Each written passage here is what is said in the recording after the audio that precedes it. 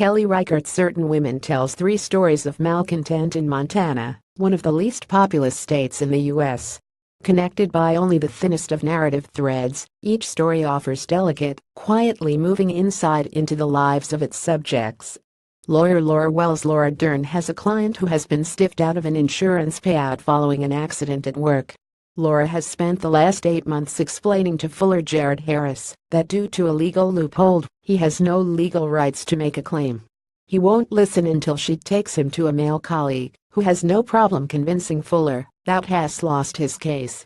Laura's frustration with Fuller's blatant sexism is soon overshadowed, however, when he takes a rifle to his old employer, holding the place hostage and demanding that Laura be sent to negotiate. The second story sees Gina Michelle Williams camping with her husband Ryan James LaGrose, earlier seen having an affair with Dern's character. Happening upon a pile of disused rubble outside a house, Gina and her husband try to convince the occupant, Albert Rene Aubergenois, to sell them the rubble to build an authentic house from a native Montana sandstone. However, Albert seems less interested in Gina's offer, interrupting her to chat with Ryan.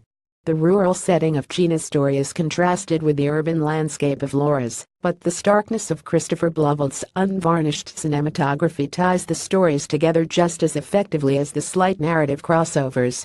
Reflections of bare trees play across Gina's impassive face in the window of her car, while Laura's piteous eyes, watching Fuller in the back of a squad car, speak of a deep weariness with which Gina is no doubt familiar.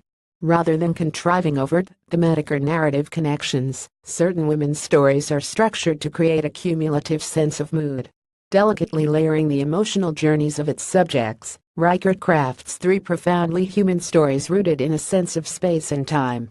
But it's the third, featuring part-time teacher Elizabeth Kristen Stewart, and the unrequited affections of her night school student, the rancher Lily Gladstone, that is perhaps the most affecting. Driving 4 hours each way every night, exhausted Elizabeth welcomes the friendship of the rancher, but it's clear that her companion is looking for something more. Originally a man and male Meloy's short story, the gender flip invites comparisons to gay cowboy drama Brokeback Mountain, but this is a far more understated romance than the one in Ang Lee's film. It is terribly heartbreaking in its everyday familiarity, anchored by Gladstone's achingly tender loneliness, reaching out for a semblance of human affection. Only released last year, Certain Women is one of Criterion's most contemporary additions to its collection, yet it is utterly deserving of this release. Reichardt's film forgoes conventional narrative to depict life in its everyday weariness, a melancholy that is at once mundane and dramatic. Certain Women opens a window into the stories of 4 women, but one where the boundaries of their lives extend beyond those of the frame. Christopher Matchell at Dr. Matchell.